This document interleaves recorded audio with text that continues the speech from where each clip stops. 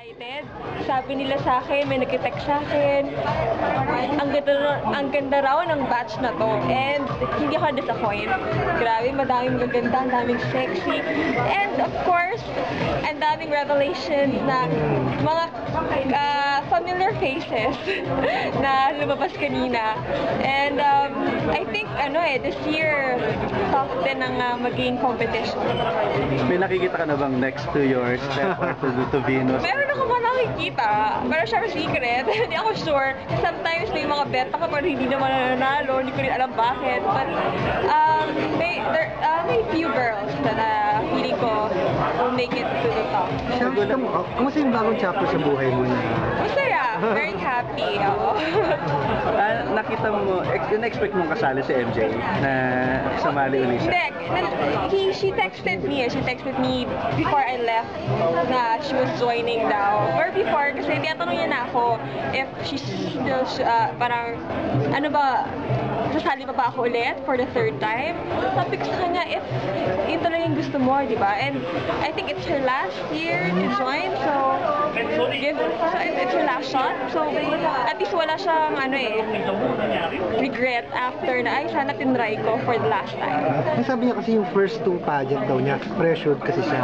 Ngayon parang enjoy na lang. Oo, nung nakausap ko siya, sabi niya, you know what, I'm just joining because una-una mahilig ko siya sa pageant. And siguro, she just wanted to explore more of what she can do. And it's gonna make her a better person, diba? Whatever the outcome of the competition, I think she'll come out as a winner still, whatever, diba? Whatever happens. 2014 pa rin ba para sa atin? Grabe, last year, no? It was,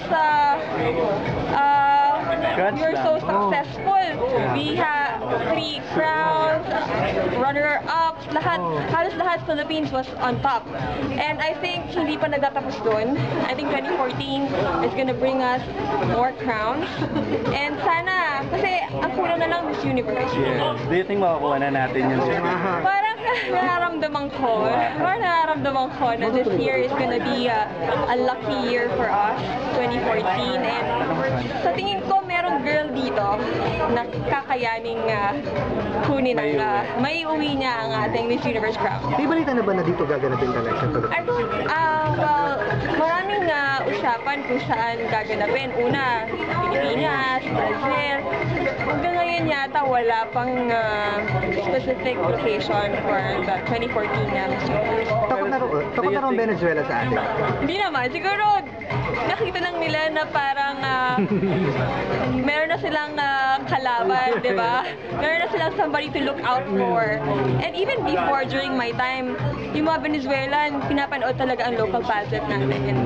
Sinusubaybayan nila yun. And I think now, mas naging sila, kumbaga, mas naging matunog na ang Pilipinas. Na every time may Philippines, titignan nila sa dito yung kandidata natin. Do you think are we ready to host the pageant now, yung Miss Universe dito? Well, I think naman we're ready, no? Pero it's not simple kasi it's not just hosting, pero you have to all the 90 or 100 candidates 3 weeks nandito. So, kumbaga hindi lang siya simpleng like you're just inviting them. Para it's a whole production. So I think kailangan din financially, it's also very expensive to host the Miss Universe. Pero sana, no, kasi I think talagang dudumugin ng mga Pinoy ang Miss Universe. Baka mapuno kung ano man yung stadium or whatever na paggaganapan ng Miss Universe. I think talagang dudumugin ng mga Pinoy. Follow-up question lang ulit. Kasi maraming curious about your wedding. After the wedding, ano na yung buhay may asawa ngayon ni Shams? Well, hindi ko iniisip na parang buhay asawa. Parang feeling ko, parang ang tanda ng pakinggan. Pag tinatawag na ginang, misis, parang feeling ko 16 pa lang ako. Yan. We don't feel any different. Siguro it's still boyfriend-girlfriend, yung feeling namin every time we see each other. The only difference is, wala nang uwian, sa umaga, nakikita mo na siya, hindi na kailangan pumunta pa sa bahay ng isa para magkita. So, it became easier. Everything became easier for us. And masaya, parang nasa cloud nine. Parang Pero pwede ka pa rin sa mga Mrs. World, Mrs. ay, ganon. Pag-isipan natin. Pero, baka yung anak ko na lang, no? Future, binibining Pilipinas.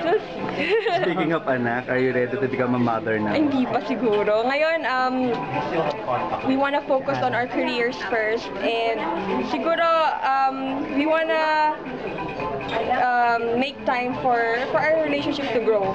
Kasi, young pa kami. Parang feeling ko, we wanna travel, and madami pa kaming gustong gawin, puntahan. So, I think it can wait. Siguro 2 years, give it 2 years or So, tuloy yung honeymoon niya this Holy Week. week sana. Kasi medyo nawala lang kami ng 2 weeks, tapos aalis pa kami this weekend. So, hindi ko alam kung papayagan pa kami mag-take take time off from work. But we'll see. Hopefully, matuloy kasi yun talaga yung dream. Saan uli yan? We wanna go to Europe for Tour. Yeah, tour. How many countries are you planning to... As many as we can. Ganun talaga. As many as we can. Oo. Pero ano yung particulars na gusto mo Ang punta sa iyo? parati yung sinasabi sa akin, maganda puntahan, Prague, Slovenia, Czech Republic, mga ganon, mga eastern na side of the Europe. So, pero kung ano din, kung may time pa, pati central. So, most probably ilang weeks o months? At most, siguro papayagan kami 3 weeks. So, hindi ko anong kasya doon, yun yung pupuntahan. Okay, thank you. Thank you.